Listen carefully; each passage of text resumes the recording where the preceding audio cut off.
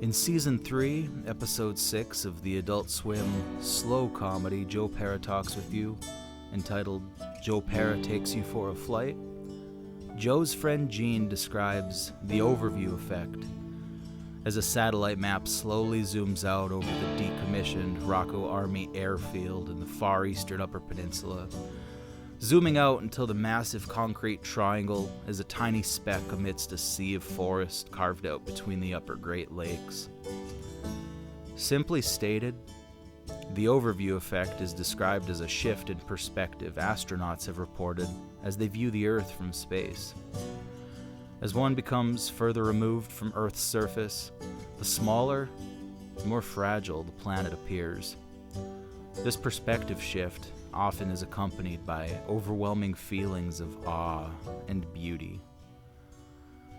Perhaps the most extreme example of the overview effect is described in Carl Sagan's essay, The Pale Blue Dot, named for the photograph of the same name captured by Voyager 1 in 1990.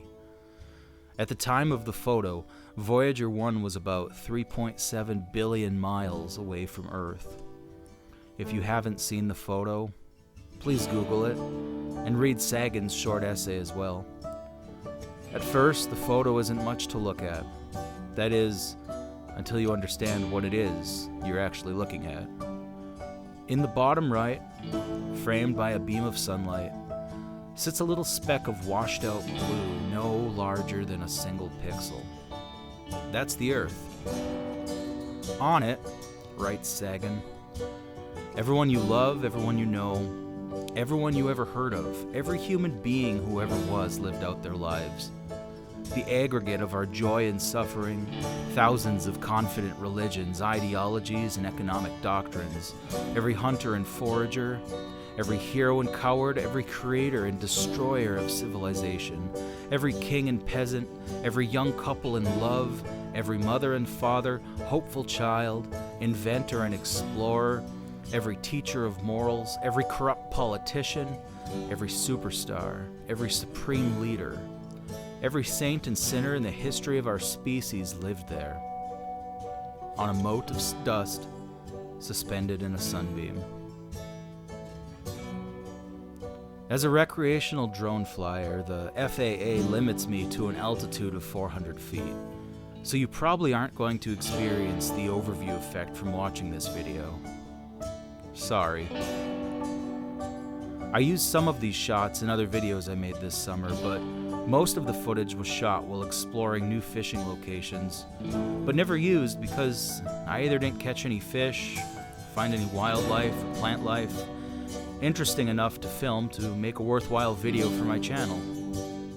I'm no Mr. Beast, so I have to put myself into situations where I can film neat and interesting things in order to make a video that tells a compelling story.